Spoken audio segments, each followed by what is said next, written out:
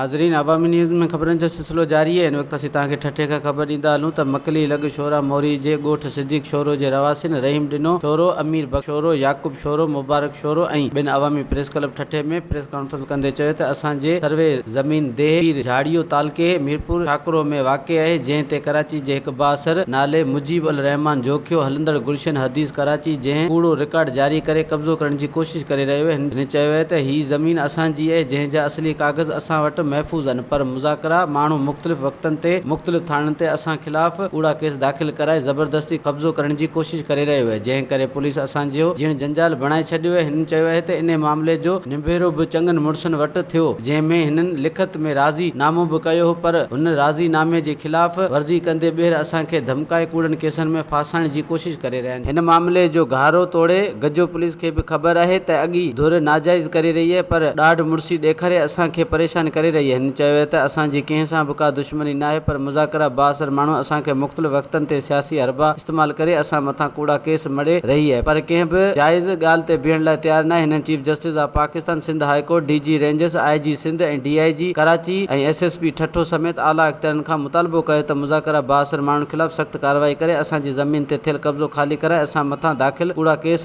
ख़तमु करे असांखे तहफ़ुज़ फ़राहम कयो वञे। वधीक ख़बरनि ऐं तफ़सील लाइ विज़िट कयो अवामी news Facebook page, YouTube page ऐं अवामी न्यूज़ वेबसाइट।